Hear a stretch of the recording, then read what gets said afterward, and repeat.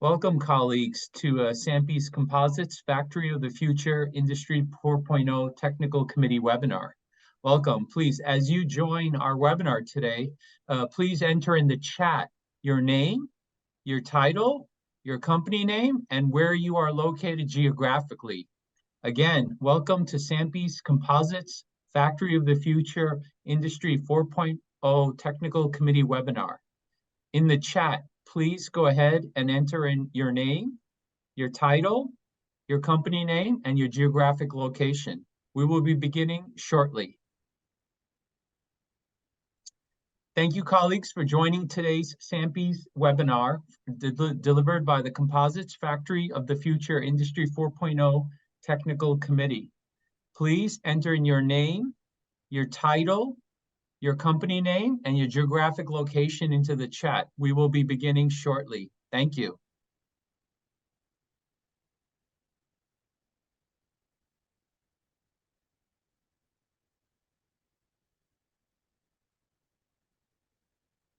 Welcome to the SAMPI Composites Factory of the Future Industry 4.0 Technical Committee webinar.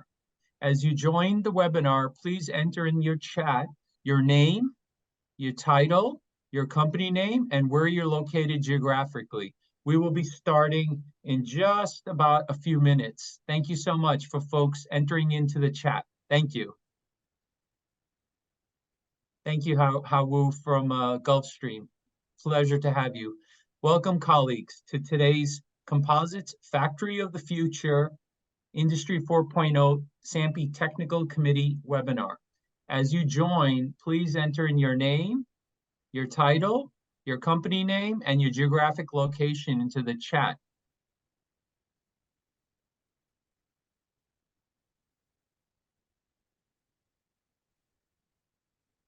My name is Raj Manchanda, and I'm the Chief Technology Officer for SAMPI North America.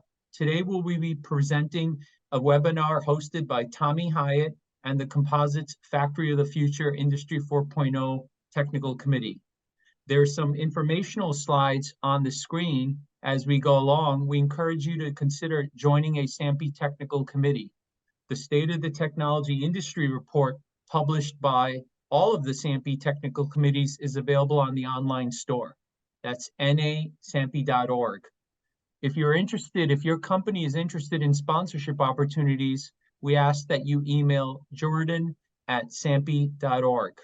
Once again, my name is Raj Manchanda, and I'm the Chief Technology Officer of SAMPI, and I welcome you to today's webinar delivered by Tommy Hyatt, Design of Coupons and Test Methodology for Orthotropic Characterization of FFP Processed Steel. The moderators today will be Phil Viviano from Whisk Aerospace and Muthu Allen from Pacific Northwest National Lab. One more time, if you can, in the chat, please enter in your name, your title, your geographic location, and well, sorry about that. I'm going to be passing it over to Phil very shortly to start the webinar. But as you join, please enter into the chat your name, your title, your company name, and where you are located geographically.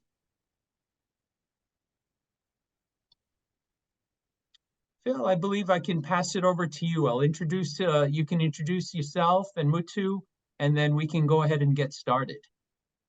Yeah, appreciate it. So, guys, thank you very much, everyone joining this afternoon. I appreciate the time on your day. Joining us for this webinar. I'm Phil Viviano. I'm the chair of this technical committee. My background about myself, I work for a company called Whisk Aero. We're a eVTOL startup as the industrial engineering manager. And I'm lucky enough to be a part of this technical committee. Right now, we have an awesome opportunity for a webinar from Tommy Hyatt. So Tommy, a little bit about him. He got his undergrad degree in mechanical engineering from BYU in 2009. During that economic time, he was temporarily unable to find a job and ended up pursuing a master's degree after all. In grad school, he studied composite materials and design, went on to do composite design for Pratt & Whitney in Connecticut, where he worked on the structural guide vanes for their geared turbofan product family. A pretty incredible product. Anyone who has any aerospace background, I'm sure, is very familiar with the geared turbofan. He also worked on the inlet case for the F-135. Over 7 years with Pratt, former colleague, or after 7 years with Pratt, a former colleague invited him to apply for an opportunity down at Lockheed in Orlando, Florida, at the mechanical labs. And he's worked there ever since as a composite designer, researcher, a SME, training instructor, all since 2018. And in his free time, he enjoys spending time with his family, working on motorcycles, editing videos, playing Ultimate Frisbee, and League of Legends. I can personally vouch for working with Tommy. I've gotten to work with him over a year now on the technical committee. Really smart guy, really well regarded. Definitely a spectacular mind for composites. And Muthu, do you want to introduce yourself? Yeah, sure. Thank you, Phil. Thanks, Raj. Hi, everyone. This is Muttu Elan. I'm the Vice Chair for the SAMPI Technical Committee 1 Composites Factory of the Future. And by profession, I'm a polymer material scientist at Pacific Northwest National Lab. And without any further delay, we can hand over the floor to Tommy. Well, great. Let me share my screen and take it away. Thanks everybody for joining. As was said, title is Design of Coupons and Test Methodology for Orthotropic Characterization of Fused Filament Fabricated Processed Ultem 9085. Kind of a mouthful, but it'll make more sense in a minute. And just kind of to heads up, this presentation was approved for public release, and so it's okay for me to tell you about this research we did a couple years ago. Most boring slide of the deck. Tommy, Just yeah. Please go into presentation mode. Oh, are you seeing the? Yeah, we are seeing the full slide. Resume slideshow. Maybe you're. Oh. Did I share the wrong screen? No. Yeah. How is that? Yeah. Perfect. Thank you. All right. Thanks for the heads up. Apologize for the error. No problem. So anyways, most boring slide of the deck. Gonna give you one slide about me and a little more about the problem, and then tell you about the coupon design, how we tested them, and how it turned out. So, just the one slide about me. Phil mentioned a lot of this. I worked on the geared turbofan family at Pratt & Whitney. The structural guide vanes are that static airfoil just after the fan. What's interesting about those is they took out the fan struts for the geared turbofan, so that meant that these are now a primary load path and not just an airfoil. And the inlet case for the F-135, that's the engine for the F-35, and that's a large RTM molded composite case. Yeah, I'm all about composites. And so you might be asking, well, why are you telling us about 3D printing? And it'll make sense in just a minute. So let me tell you about 3D printing. Most of you probably already know that additive manufacturing is a growing industry. That's a pun for anybody who likes that style of humor. It's becoming cheaper and cheaper all the time. Design cycles get really fast. You can print incredibly complex geometry, and this is great for anyone who's trying to design or prototype. And projections say that there's just going to be more and more 3D printed stuff in the coming years. And so the question that is not often asked but is worth asking is, how do you transition these neat looking desk ornaments into something that you could actually use on an aircraft, or be like a structural deliverable part? Because I mean, just because you can make something looks cool, if it doesn't help your supply chain or your delivery time frame or whatnot, it's just a cool desk ornament. We want to be able to use, some of these polymers are incredibly capable. We just need to be able to convert them from interesting to deliverable. And so how do you do that? Well, there's a industry consortium for 3D printing called America Makes, and Lockheed Martin did a project with them. Their project number was 3003, and what they were trying to establish is very repeatable 3D printed characteristics across multiple sites, different companies on this same Stratasys machine called the Fortis 900. And there is a lot of companies involved, RP plus M, NIAR, like I mentioned, Stratasys, and the FAA was also involved. And the plan there was to print these coupons, and you could print them in a couple of different orientations, like you see on the bottom right of the slide here, and then tensile test them in all sorts of different ways. And at the end of the day, you should have a reliable way to have anybody that's running a Fortis 900 can print and confirm that their print settings are producing repeatable in-family parts. And even though we went through this huge effort, probably cost millions of dollars across multiple years with multiple companies, we're still requiring comprehensive testing and or large safety factors with our additively manufactured designs. And you might say, well, that doesn't make sense. Well, the reason why is when you do a 3D printed coupon, you don't get design allowables. You get qualitative comparisons.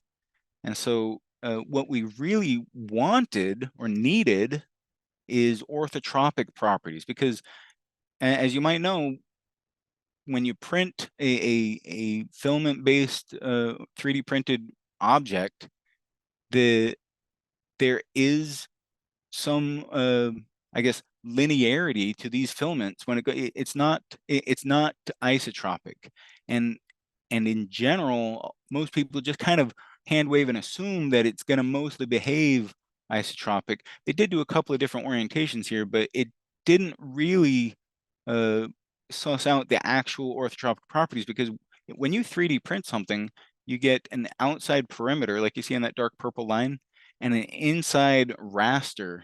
And so if you go take this tensile coupon and you pull on it, some of the load is going to go through those perimeter passes, and some of the load is going through the raster passes, and you don't actually get a non-dimensionalized property. You get a property that's specific to this ratio of contour to raster. And so they needed someone with a composites background to figure out the orthotropic properties. And so that's how I got involved, right? And so just kind of putting some math on here, because a lot of us are engineers and we all like math. When you're talking about isotropic materials, the yield strength in all three orthogonal directions are all the same, and all the shear strengths are all the same. And Hooke's law ends up being this really simple, neat, beautiful equation: stress equals stiffness times strain. And if you wanted to develop a B-basis set of allowables for an isotropic material, you would need 3 coupon types: tensile coupons, compression coupons, and shear coupons. And then for each of those types, you'd need 3 material lots and 6 replicates each. Multiply it out, you get about 54 coupons, and you could get really good material properties for your isotropic material. And if you want to do the same thing with an orthotropic material, you don't get to make any of those simplifying assumptions that everything's equal. And Hooke's law ends up looking like this awful piece of matrix math where it's the stress vector equals the stiffness matrix times the strain matrix. And so now instead of 3 coupon types, you got 12 coupon types. And so you end up with a much larger quantity of coupons required in order to quantify your orthotropic properties.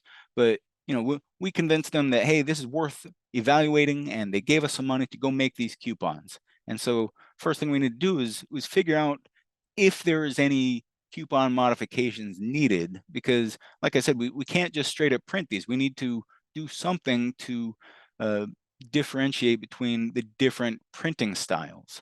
And so I've got a nice little animation here that it explains in a little better detail how fused filament fabrication parts are constructed.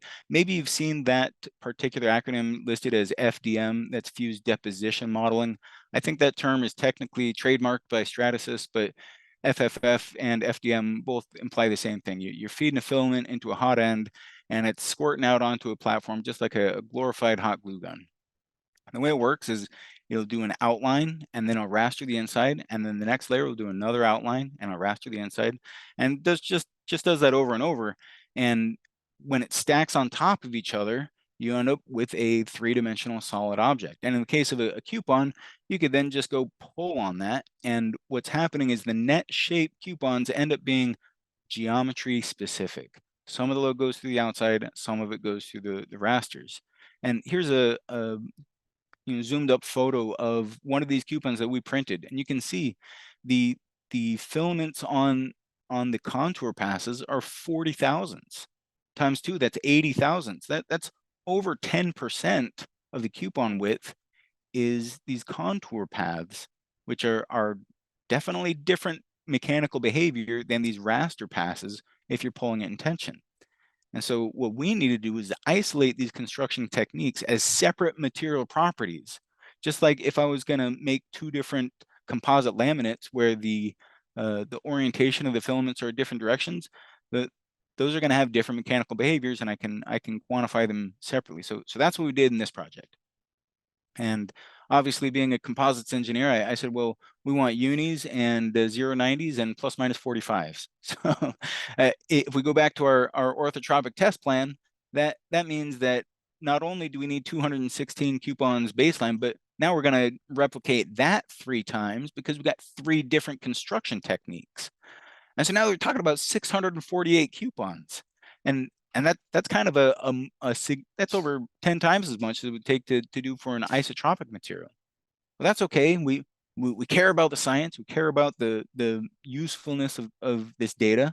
And so we went to jump into it. Now, one of the things that we wanted to prevent was data skew that could take place as a result of being fused filament fabricated.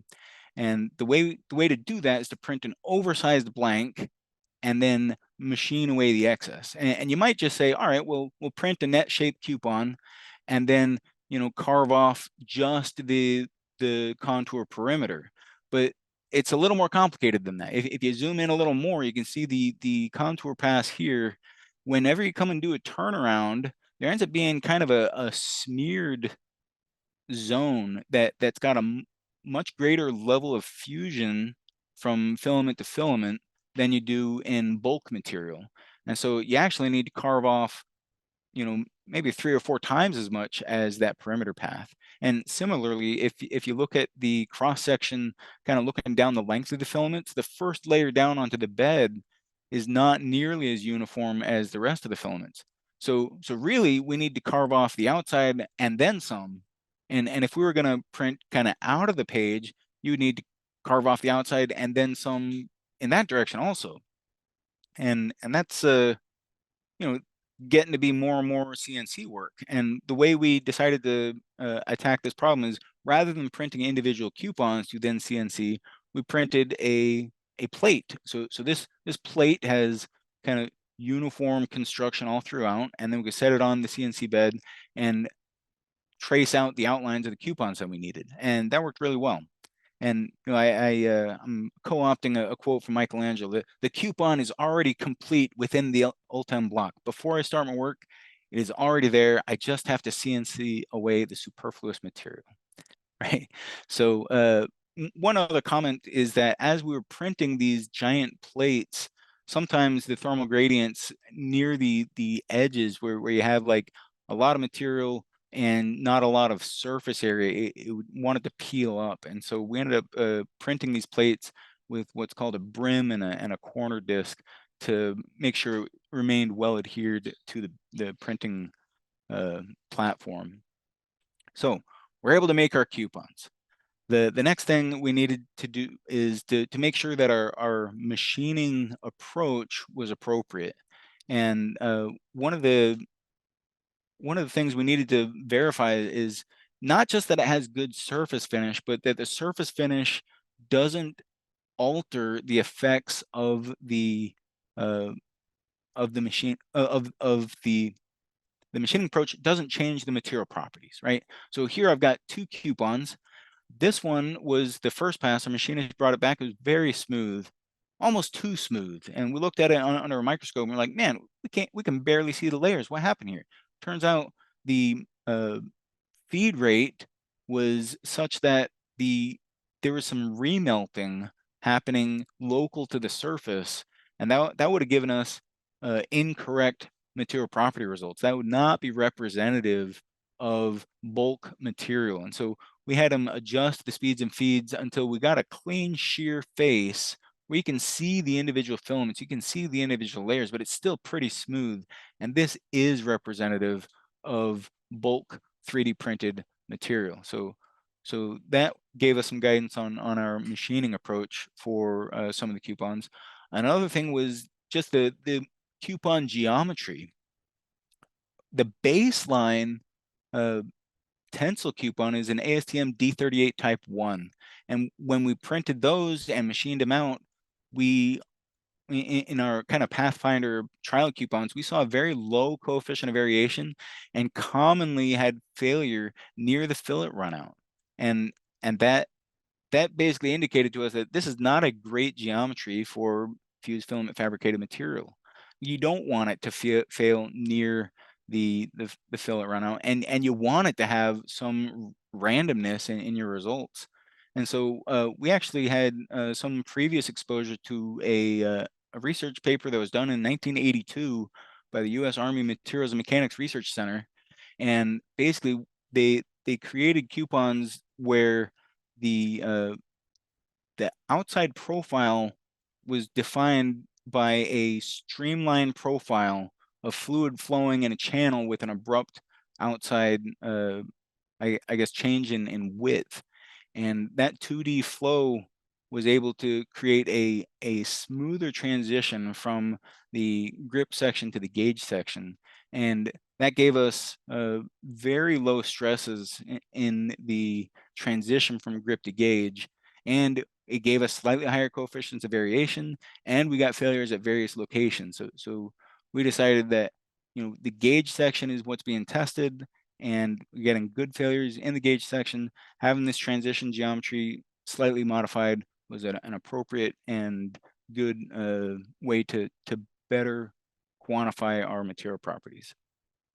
So another challenge we had was when we needed to test in the Z direction. Printing really tall and narrow coupons like they did on the American Makes project is actually kind of challenging to get it straight all the way up. And then plus, you recall, we're machining away a bunch of material. And if you print a tall coupon and you need to machine it, now you have to worry about keeping everything square and flat, and it just wasn't a great coupon geometry. So we started looking other places. And you might be familiar with ASTM D7291, and that's where you get a little disc and you bond it between some fixtures. But this was kind of challenging because there was a lot of labor involved with making these coupon fixture things that would go into the Instron, and then we had to bond them also. And when it was all said and done, when you went to load it in the Instron, it ended up being really sensitive to the alignment. Like if it wasn't just perfect, you'd get a cleavage fracture, and it was just also not a great choice for the Z direction tensile. And so then we started looking at the standard coupon geometry that's often used in metal, ASTM E8. But when we did that with our very carefully modified speeds and feeds, we got failures almost all the time at or near the fillet runout. And so then we said, well, heck, we just figured out how to solve the fillet runout problem. We'll just make it a streamline. And so we took that E8 geometry and modified it to have that really smooth contoured streamlined profile. And we got appropriate failure modes and locations, super easy to print, a round column and machine to size. That was a great solution to measuring the Z direction properties in tension. So now let's talk about shear. ASTM D5379 is the isopescu shear that we all know and love. But the problem we ran into is that in some filament orientations, there ended up being a lot of distortion kind of far away from the gauge section. We got a lot of kind of, I guess, denting by the fixture itself, and plus the coupons are relatively soft, right? It's plastic, it's 3D printed material, and so we decided that that's not a great way to quantify the sheer capability of the material right there. And so what we did was we looking in that exact ASTM spec, it allows for tabbing that did a great job at stiffening up the grip section such that we got really clean failures in the gauge section. So that's how we approach the isopescu shear coupons, just standard coupons, but with laser cut and adhesively bonded G10 tabs to stiffen that up.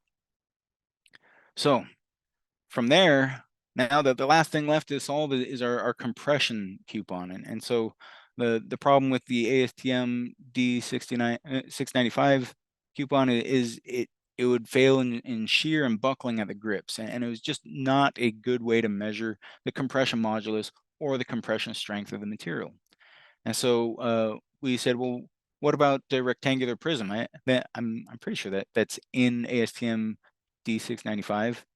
I should have written the subsection it's in, but the thing about this was it gave us great measure of the modulus, but it buckled instead of giving us compressive yield. So it was a poor measure of yield strength, but a great measure of modulus. And so we said, well, let's change that aspect ratio, just make it a little shorter. So a 1 inch block, 1/2 inch by 1/2 inch, ended up being a great measure of strength, but it was too small to fit the extensometer in there on the instron. And so, as you might have guessed, that means we need to update our compression coupons, because now instead of just doing all of the normal 162 coupons, we have to do it twice, once for modulus and once for strength. And so now that's an extra 162 coupons on top of the 648 that we already had. That's 810 coupons to get orthotropic properties for this. And at this point, I mean, that's a lot of coupons. And you can imagine me going to my boss and, hey, we need to do more coupons. He's like, I thought we were going to do 200. What's going on, Tommy? So at this point, we said, we really need to take advantage of some of the symmetry here. And the best example of this is the Z direction tension. If you look at this, I guess the illustration of a column of rastered material being pulled in the Z direction, there's no way you can differentiate whether this is a 090 or a plus minus 45. And that means that the tension capabilities between these two, it doesn't care which direction it was printed. You just rotate it 45 degrees in the fixture, and now it's a different coupon. No, it's not a different coupon. It's the same coupon. So that means we can just eliminate 18 coupons that we would have otherwise had to print. And then we can start making similar arguments about all these shear coupons. If you're able to say that this coupon is identical to that coupon, or this coupon's identical to that coupon, when you remove the frame of reference of the fully printed block, it's almost like looking at the ply level properties instead of laminate level properties, right? And we're able to make a whole lot of arguments for symmetry, which allowed us to eliminate a whole lot of coupons. And so now we're only down to 576. And see, at this point, if I hadn't told you that it was 810, you might say, oh, 576, that's a lot of coupons. Now you're feeling like, wow, this is great, Tommy. Now it's only 576 coupons. What a deal. You might even say it's growing on you, huh? Anyways, now we figured out which coupons we wanted to make, and we went and we tested them. We made them all. We inspected them all with digital calipers. They're all within the tolerances called out in those ASTM specs, or the modified ASTM geometries. The instron that we tested it on is a 5985 load frame. The load cell is calibrated to 30 kilonewtons, and the software is Blue Hill version 3.77. So here's the moment you've been waiting for, that the average values or typical values for all of these properties. I wish I could give you the B basis allowables, but that's proprietary. So, but the important thing to see here is that it is not isotropic by a long shot. And so what you see in this red rectangle is the high value for contour ended up being, or sorry, the high value for X tension ended up being in a contour coupon, and the low value ended up being in a raster coupon. And we can walk away down, same for, so that was modulus for yield, same thing for strength. Similarly, getting great properties from the contour, but as you might have expected, not great properties from the raster.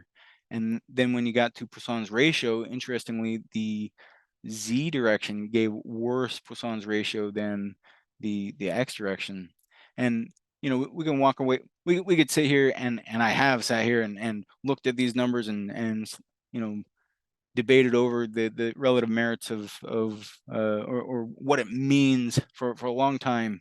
And you could probably see there's a lot of blanks in the table. Those are where we made arguments for symmetry. And so rather than enter in data that we didn't actually take, we said, well, you don't need that data because it's effectively similar to other data points.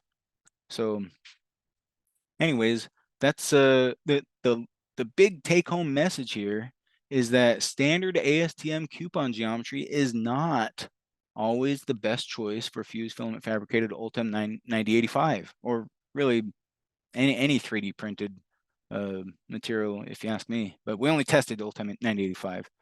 So and also worth pointing out, fused filament fabricated Ultem 9085 is orthotropic.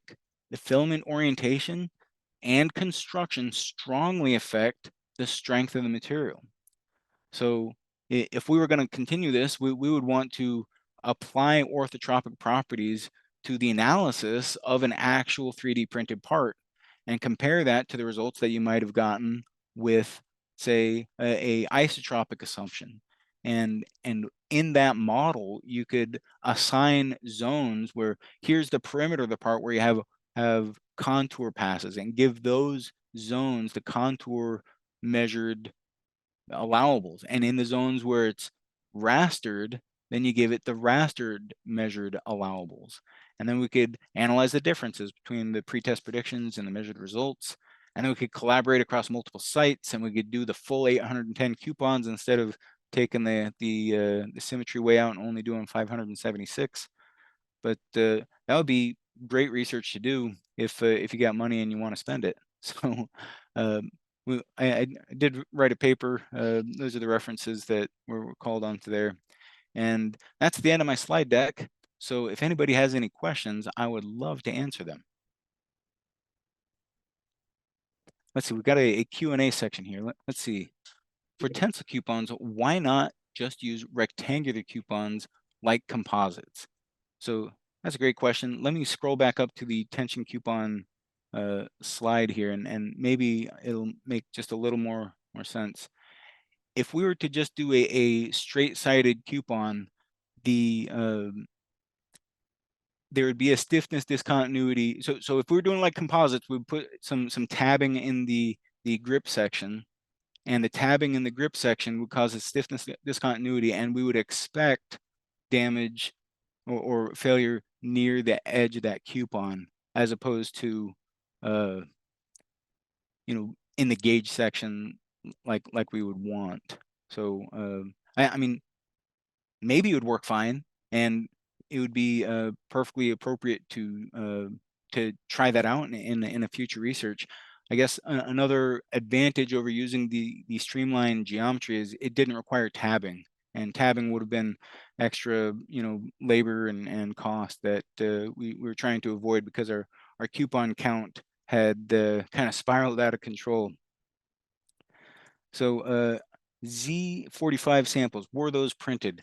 They weren't. So let me actually you've provoked me to go to my secret backup slide about the America Makes properties. So America Makes did print this Z45, and that's an interesting coupon to print, but it's kind of challenging to print. You need you probably need support all the way out here, and it's not really representative of bulk material in a normal 3D printed geometry. If I'm making a bracket, you know, even if there was a region that was at 45 degrees in that bracket, that region wouldn't have the same ratio of perimeter passes to raster passes, and it ended up making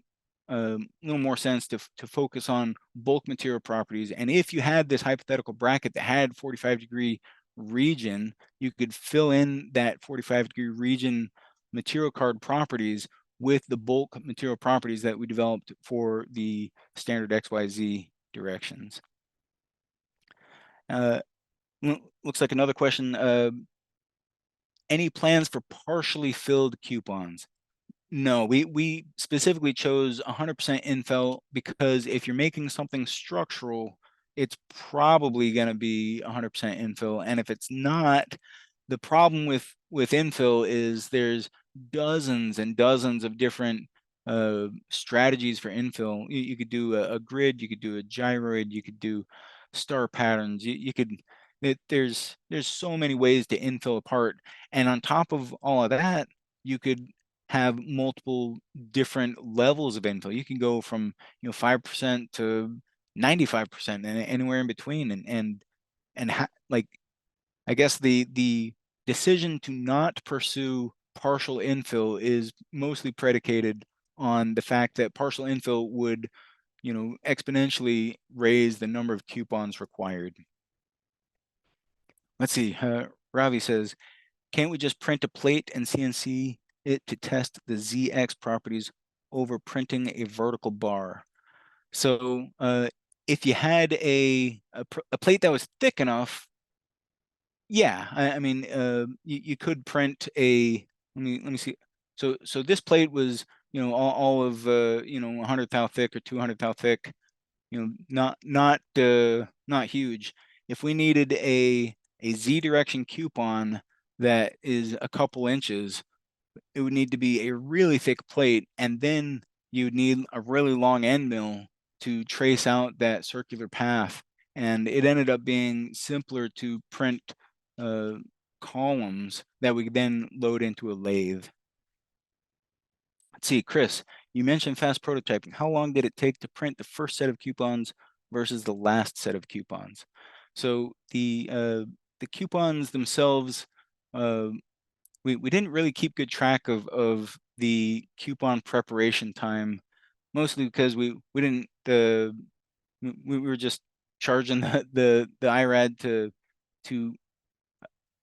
get to the end goal. But I guess the rate at which the CNC was able to carve out this first plate was probably about similar to the last plate.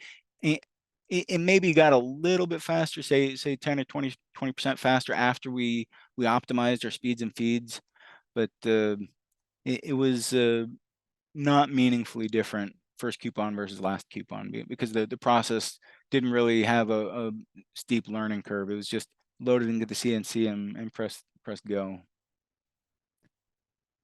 So, great questions. One more question. Are those printed using Ultem 9085 CG, so certified grade filaments? I think so, yeah. The lab here in Orlando actually uses certified grade exclusively because, or at least when we were doing the America Makes project, that was the kind of baseline for material loaded into the machine. Because if you're using just commercially available whatever, that's an extra layer of variability that we wanted to avoid. So we did use the certified grade.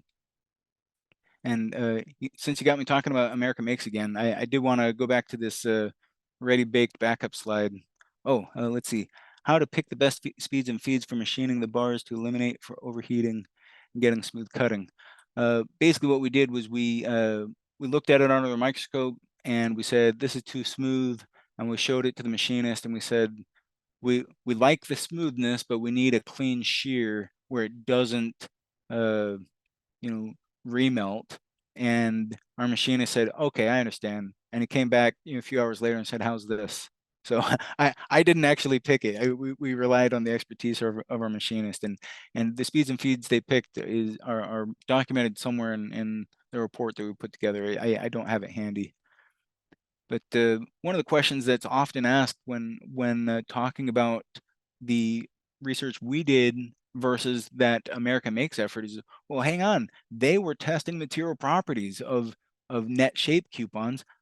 What's the difference? How do these compare? And so here in this kind of table, you can see the America Makes project did a ton of different property measures, but very, very few of them were even remotely comparable to what we did. And actually, none of their parts were contour, purely contour. It was all contour plus raster. And their rasters were always plus minus 45 because that's how typical printing of raster infill goes. It's typically plus minus 45. And so basically, none of the contour data has an analog in the America Makes property set, and none of the 090 raster has an analog.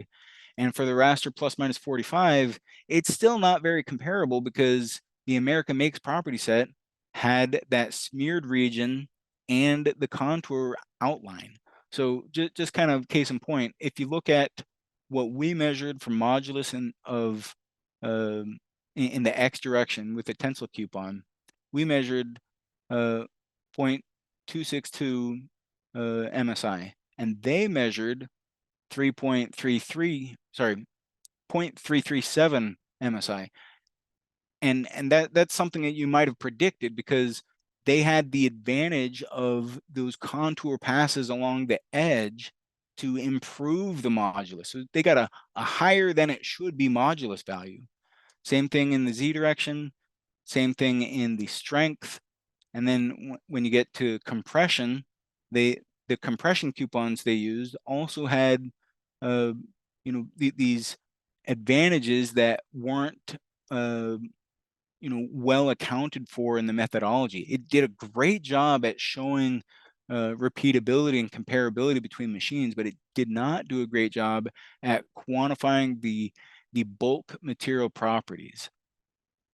Let's see, did the type 1 samples with the perimeter also break in a certain area? So sounds like that's the question about the America Makes property set. And I don't recall, but my suspicion is that if they were getting, edge failures or otherwise results that made it indicative of the test and not the material that they were trying to evaluate, they would have modified it. So short answer is they probably did not break in one certain area over and over.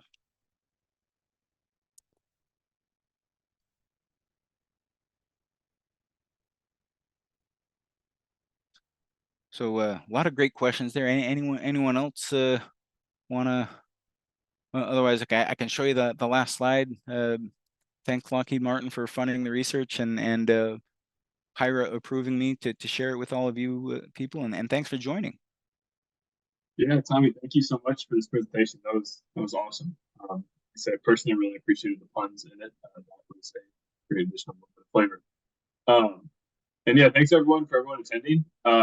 Just a friendly reminder, the technical committee is accepting new members. So if anyone's interested in being a part of the tech committee, you can go to SAMPI 365 or go through SAMPI and find my contact information to join the technical committee. Additionally, we have a couple more of these webinars coming up. So we'll have another one Q1 next year, Q2 next year, planned out already. So we'd love to see you guys come back and attend again.